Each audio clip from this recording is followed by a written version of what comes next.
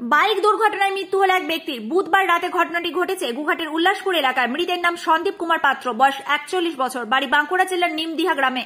তিনি রাঁধুনির কাজ করতেন। জানা গেছে এদিন রাতে এক অনুষ্ঠান বাড়িতে রান্নার কাজ করে আরামবাগ থেকে বাইকে করে বাড়ি ফিরছিলেন। সেই সময় একটি অজানা গাড়ি গুহাটের উল্লাসপুর এলাকায় তার বাইকে ধাক্কা মারে। পুলিশ তাকে উদ্ধার করে আরামবাগ মেডিকেল কলেজ হাসপাতালে নিয়ে এলে চিকিৎসক তাকে মৃত বলে ঘোষণা করেন। রান্না করে কাজ করতো, গাঁওলি ভাইপো হয়, গ্রামের সম্পর্কে নিমদিহা গ্রামে। আমার নাম সঞ্জয় পাত্র। ওরা রাত্রে কাজ করে বাড়ি যাচ্ছিল, মানে রান্নার কাজ করে।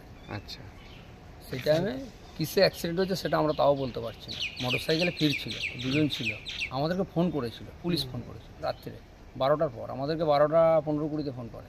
ওর নাম হচ্ছে সন্দীপ পাত্র, 41। বাড়িতে কে কে আছে? বাড়িতে বাবা মা বউ বাচ্চা আছে, সব একটাই বাচ্চা। আমরা বন্ধু বান্ধব। নাম কি আপনার? আমার নাম অসিত ঘোষ। নিউ নূর সোফা সেন্টার, এখানে সমস্ত রকম সোফা পাইকারি ও রিটেলে বিক্রয় করা হয়। সমস্ত সোফা নিজস্ব কারখানায় তৈরি করা হয়। প্রোপাইটার হানিফ হোসেন খাঁ ও রুহুল হোসেন খাঁ, বড়ডোঙ্গল হাটতলা সিনেমা হলের সন্নিকটে, হুগলি। যোগাযোগ 7797170093 এবং 9382003105।